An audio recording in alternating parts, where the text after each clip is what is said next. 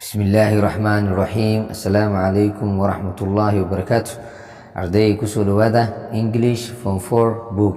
Waa buuggii English Form 4 ka dugsiga sare oo ayaantan awadni duubistiisa. Hadduu Ilaahay kiraal noqdo maanta waxaan duubaa D oo ku saabsan grammar page 21 ilaa 22. Intaa ku jirno duubisteena cashirkan waxaan rajeynayaa in wax badan laga faa'iideysan doono. Cashiradana waan soo badin doonaa oo waan joogteen doonaa hadduu Ilaahay kiraal noqdo. D oo ah grammarna waxaa laga wadaa naxwaha. Number 1 waxaan arkaynaa in each of the blank space meel kastoo ka mid ah meelaha bannaan fill in ku buuxi with the correct word ereyga saxan from the ones kuwa given in brackets lagugu siiyey bracketkana kaga buuxi. Qaybtan waxayna amraysaa marka meel kastoo bannaan inaan ku buuxino ereyadana la siin doono bracket ku jiro. Hadalka ah I aniga apologize waan ka raaligelinaa for the loss khasaaraha. I aniga really dhab ahaantii do aan sameeyo. Marka meeshan waxaa gashay loss ayaa gashay. She iyada said ayaa dhahday politely si akhlaaq leh ayay u dhahday. Marka labada erey oo kala ah loss iyo lose labadoodu waa khasaaro. Laakiin ereyga loss markay double s tahay waa noon khasaaraha, lose-na waa khasaarid verb waay. Marka meesha bannaan farta buluuga ereyga ku qoran oo loss ayaa galayso. B, why does the child choose muxuu canuga u doortaa to eat inuu cuno raw mangoes cambeyaal ceyriin ah while goorta you adiga half hayso ripe ones kuwa bisil in your basket dambiishaada dhexdiisa aad ku haysid muxuu canuga u doortaa cambeyaasha ceyriinka ah. Marka waxaa gashay meeshaas juice, ereyga juice oo markay double o tahay ayaa gashay juice. Labada erey waxay noqonayaan marka bracket ku jiro juice oo ah juice bastigeeda oo la doortay ah iyo juice oo doorasho ah. Marka ereyga dambe juice waa simple present waay, kan kalena waa simple past la doortay. C oo ah maada hooyo prays for us anaga way noo duceysaa each time waqti kaste she iyada gets hesho an opportunity fursad. Marka meesha bannaan waxaa gashay praise oo ah duceynta. Labada erey bracket ku jiro pray labadoodu duco waaye laakiin waxay kula duwan yihiin. Midna verb waxaa la socoto s oo wuxuu qaadan karaa third personka ama singular noun-ka oo subjectaha ayuu qaadan karaa. Asaasna wuxuu ku yahay verb oo singular verb oo plural kan kale pray-ga asaga meesha waa laga tagaa lama qaadanayo oo maxaa yeelay mother waa singular noun waaye tennis kala joognayo simple present waaye saas daraadeed kan s wataan qaadanaynaa. Marka waxay noqonaysaa maada hooyo prays for us anaga way noo duceysaa each time waqti kaste she iyada gets hesho an opportunity fursad. D, did Ahmed ring Ahmed ma yeeriye the bell gambaleelka ma yeershay this morning subaxdan. Marka meesha waxaa gashay ring oo ah yeerinta. Ereyada marka bracket ku jira labada erey rangi yeeriyey waaye ringi bastigeeda waaye ringi waa yeerin rangina yeershay. Number 2 qaybtaas number 1 ay ahayd.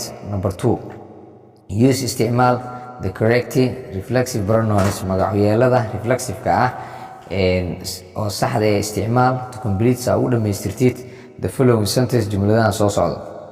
Reflexive pronouns waxaa loo yaqaanaa pronounada ay ku jirto self kuwa isku soo laabanayo oo qofka isaga nafsadaantiisa sheegaya waxaa lahaa reflexive pronouns lahaa. Tusaale himself, herself, yourself kuwaas waxaa lahaa kuwa ee self la socoto pronounada reflexive la dhahaa. The player ciyaaryaanka was filled with waxaa ka buuxsantay fury xanaaq ayaa ka buuxsamay oo caro ayaa ka buuxsantay for himself nafsad ahaantiisa. For missing weynta oo waayey for missing weynta the penalty rigoorada oo waayey darteed ayaa xanaaq uga buuxsamay. Marka meeshaan bannaan waxaa gashay himself maxaa yeelay playerka ciyaaryaanka waxaan u isticmaalnay male ahaan u isticmaalnay lab ahaan. Haddii aan ciyaaryaanad dhahnone pronounka himself wuxuu isku bedeli doonaa herself wuxuu isku bedeli doonaa. Laakiin hadda male lab ahaan u la macaamilnay playerka ciyaaryaanka. B oo ah we anaga should not deceive waa inaan khiyaanin ourselves nafteena that life nolosha is always had iyo jeer a bed of rose inay tahay sariir fiyoore ah inay tahay inaan ku khiyaanin.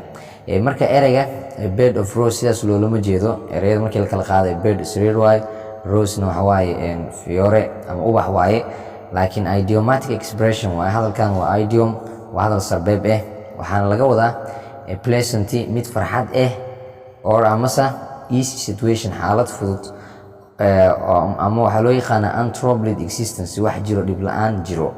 Marka waxaa dhehnaa we anaga should not deceive waa inaanan khiyaanin, ourselves nafteen waa inaanan khiyaanin, that life nolosha is always had iyo jeer a bed of rose inay tahay mid farxad ama ay tahay mid fudud, xaalad fudud inay tahay, ama mid dhib la-aan jirto inay tahay nolosha, inaanan ku khiyaanin nafteena waaye, oo aanan dhihin macnaha nolosha waa farxad, ama aanan dhihin waa mid fudud oo jirto sida xaalad fudud oo jirto camal u ama aanan dhihin macnaha mid dhibaato waaye nolosha dhibaatada ay jirto, ama mid dhibaato la-aan jirto waaye.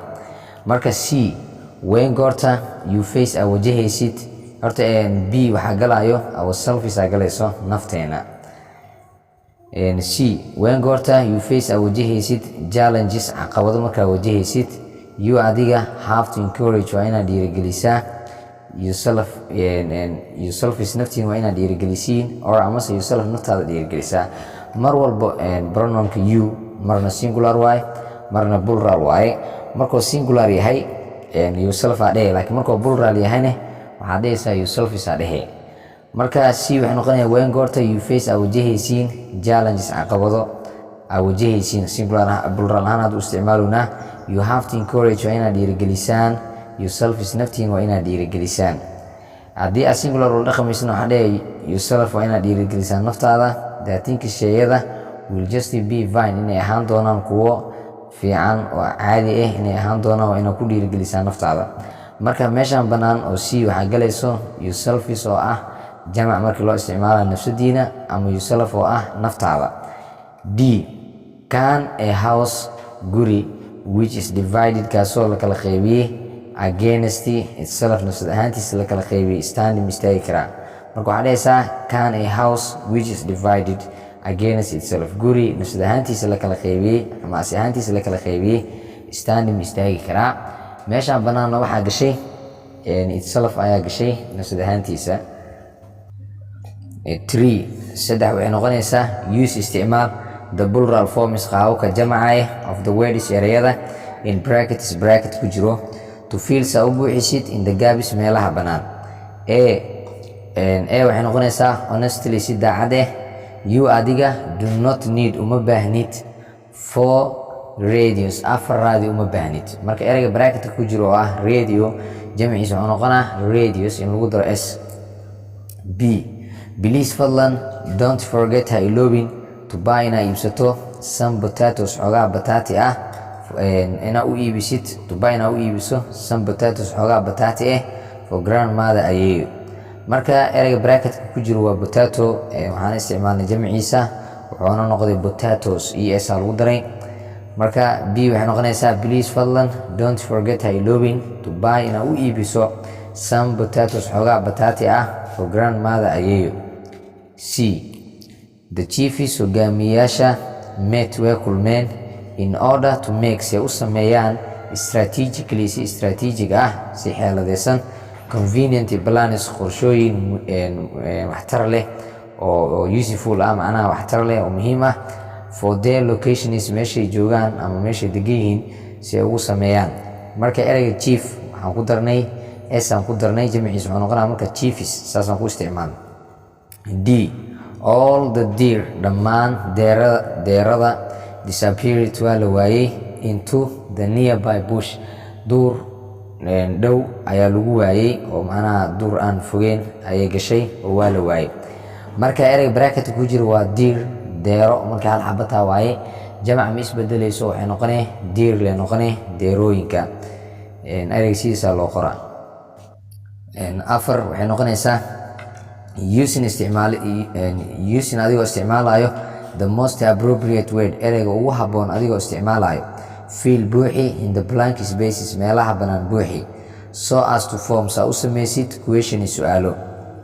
a what does your father do aabaha muxuu sameeyaa ereyga what aa galayso what does your father do aabaha muxuu sameeyaa is he a doctor si dhakhtar miya or amase a teacher waa macalin marka what aa gasho meeshaas b waxay noqonaysaa whom did you find yaad ka heshay at the mallka agtiisa yaa ka heshay cali or amase caasha cali mise caasho yaad ka heshay meeshaan whom waxaa galayso objectaha who objectigeeda waxaa galaya oo ah whom aa galayso c which of these pens kee khalimaantan is yours ayaa ah kaaga the black one midka madow or amase the blue one midka bluega kee baa marka c waxaa gashay which ayaa gashay d whose book is this yuu yahay